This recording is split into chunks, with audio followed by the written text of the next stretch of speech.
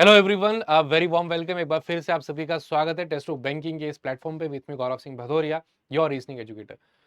सो अगर बात करें 2024 का, सो आई रियली होप काफी कुछ 2024 इस साल ने आपको सिखाया होगा। काफी आपके अंदर improvement as a student, as a aspirant आया होगा। गलतियां आपने नो डाउट की होगी, आफ्टर ऑल हम सब इंसान ही हैं।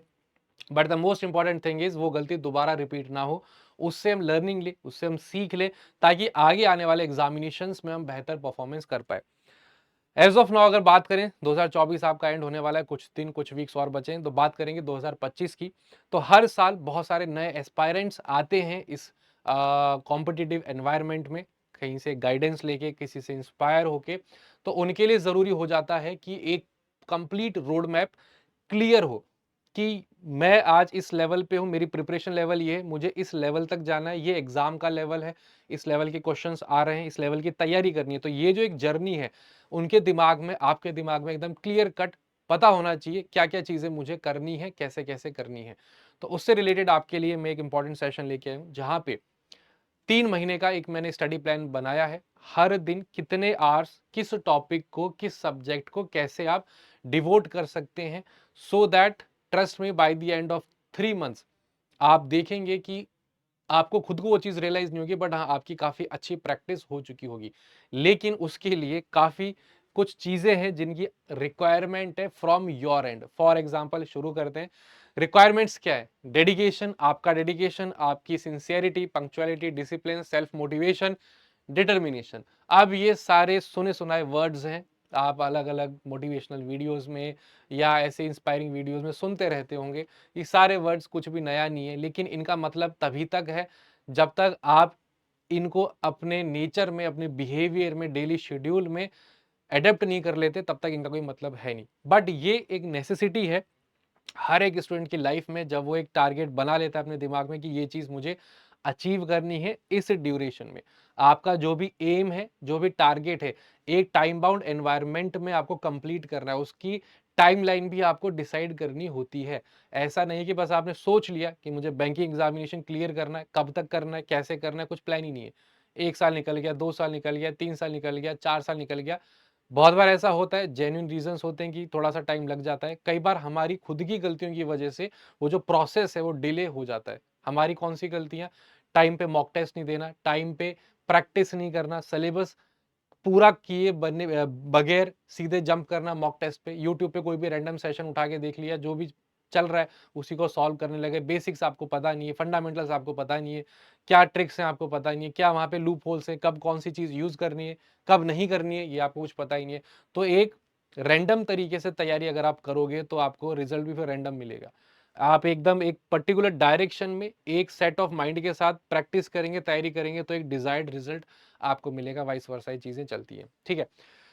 नेक्स्ट, ये तो हो गया, ये चीजें आपके अंदर नेचर में आज से ही अडेप्ट कर लो कि आप अपने टारगेट को लेके सिंसियर रहें। ये तो हो गई इंटरनल चीजें कि हमें खुद को कैसे मोटिवेटेड रखना है।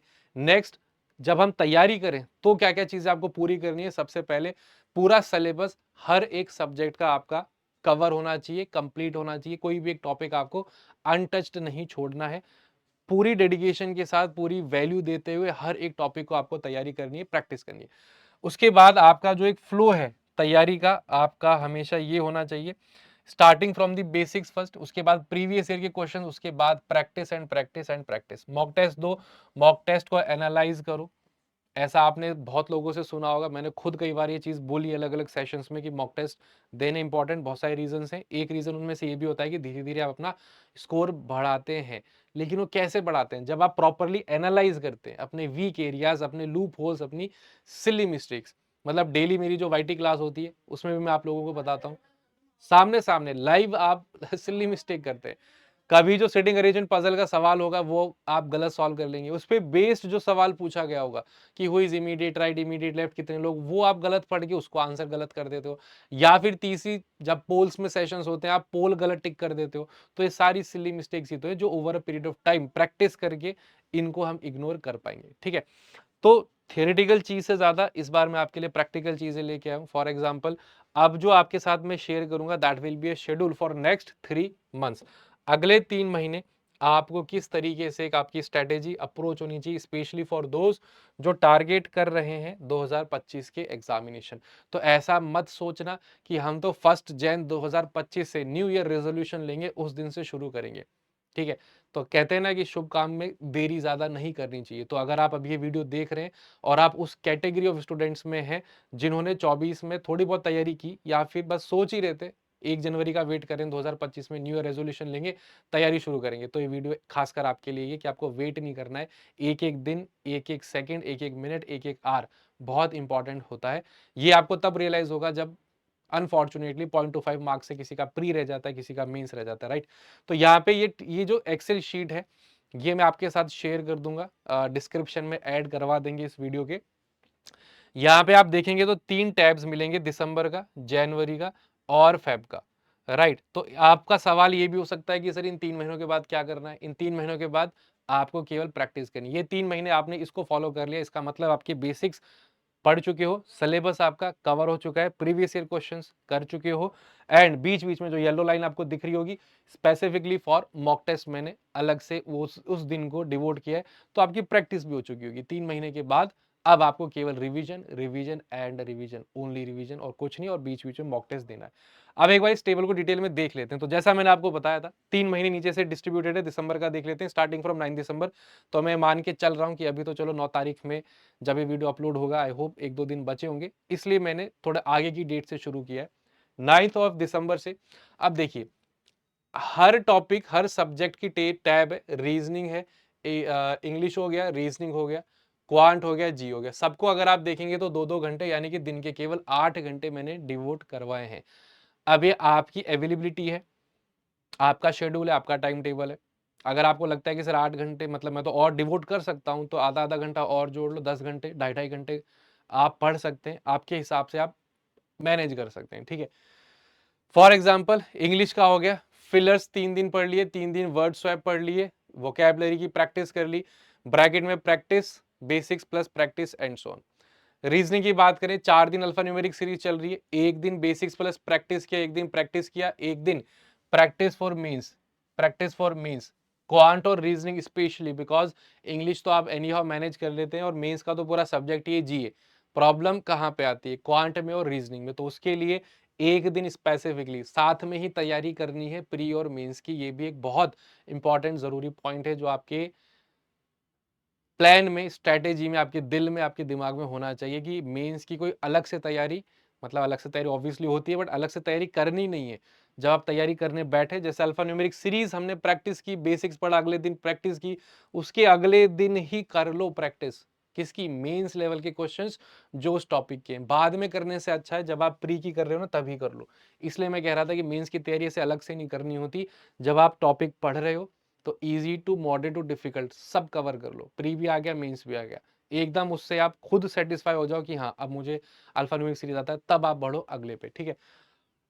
3 1 2 3 4 5 6 7 8 कुछ कुछ अच्छा दिनों के बाद, मतलब हर 7 या 8th डे पे आप ब्रेक लेके जो भी आपने पढ़ा है उसका टॉपिक बेस्ड टेस्ट दे सकते हैं, speed test kind of thing दे सकते हैं।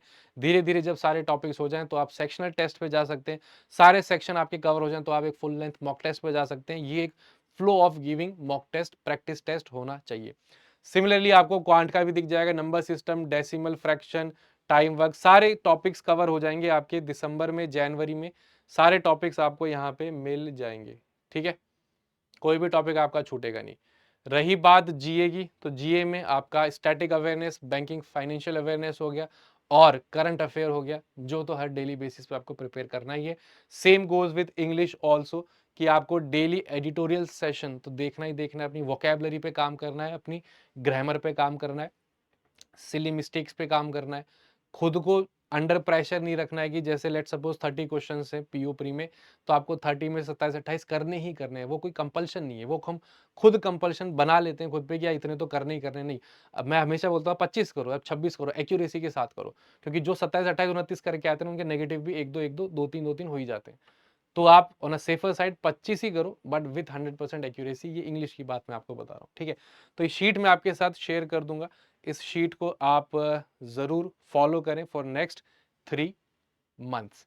उसके बाद केवल आपकी practice, mock test and revision and mock test analysis. ठीक है, चलिए तो इस ही नोट पे I will be winding this session and कुछ ज़रूरी चीज़ें देख लेते हैं। फॉर एग्जांपल जो भी पेड कोर्सेज अभी लाइव हैं उनका आप किस तरीके से फर्दर अपनी तैयारी को और इनहेंस करने के लिए किस तरीके से आप यूज़ कर सकते हैं। सो ये आपका होम पेज है टेक्स्ट बुक का। सुपर कोचिंग में जाएंगे, लेफ्ट हैंड साइड पे आपको बैंकिंग इंश्योरेंस एग्जामिनेशन मिलेगा। तो बेस्ट आपके लिए बैंकिंग इंश्योरेंस सुपर पैक ही है। 12 मंथ्स का मिनिमम आपके पास होना चाहिए, उसके अंदर सारे कोर्सेज आपके इन्वॉल्व हो जाते हैं। तो लेटेस्ट जो कोर्सेज हैं 2000 जो फाउंडेशन कोर्स है हमारा फॉर 2025 एंड एक आपका एसबीआई पीओ बैच है जो 4 दिसंबर से, अभी जब मैं रिकॉर्ड कर रहा हूँ आज 3 है, कल 4 है, तो कल 4 दिसंबर से स्टार्ट हो ही जाएगा। तो जब तक आप वीडियो देखेंगे तब तक ऑलरेडी ये स्टार्ट हो चुका होगा। एंड जो फाउंडेशन कोर्स है वो ऑलरेडी स्टार्ट हो चुका है। ये लेटेस्ट 2 कोर्सेज हैं जो हमने स्टार्ट किए, तो इनका फायदा उठा सकते हो। बट इंडिविजुअल जाने से अच्छा जो मैंने आपको बताया, आप जा सकते हैं for banking and insurance super pack. इसके अंदर फिर आपको सारे कोर्सेज, प्री से रिलेटेड, मेन से रिलेटेड, इंटरव्यू प्रिपरेशन, हर एक चीज यहाँ पे आपको मिल जाती है। सारे exams IBPS, SBI, RRB, NICL, ECGC, जो भी बीच बीच में इंश्योरेंस सेक्टर से रिलेटेड रैंडम नोटिफिकेशन एग्जामिनेशन आ जाते हैं जो एक्सपेक्टेड नहीं रहते, जैसे एनआईसीएल, एनआईए, एसीएल हो गया, ईसीजीसी, पीओ, इसी साल के एग्जामिनेशन है, वो भी आपके 100% कवर्ड रहते हैं। ठीक है, तो यहाँ पे आप कोड लगा सकते हैं GRV for the maximum discount. चलिए यहाँ पे देखते हैं। हाँ, अप्लाई कूपन पे जाएंगे, यहाँ पे आप लगा सकते हैं कैपिटल GRV।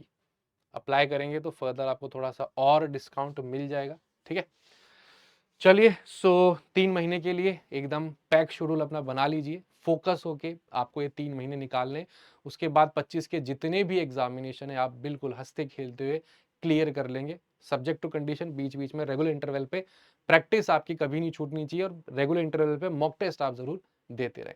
एंड फर्दर उन चीज़ों को इन्हेंस करने के लिए जो भी हमारे पास आपके लिए ऑफरिंग्स है वो मैंने आपको ऑलरेडी बता दी है। कोई भी डाउट हो, क्वेरी हो तो कमेंट सेक्शन में ज़रूर पूछिए। And thank you all for watching this video. Keep preparing with us. Stay motivated. Take care. Goodbye.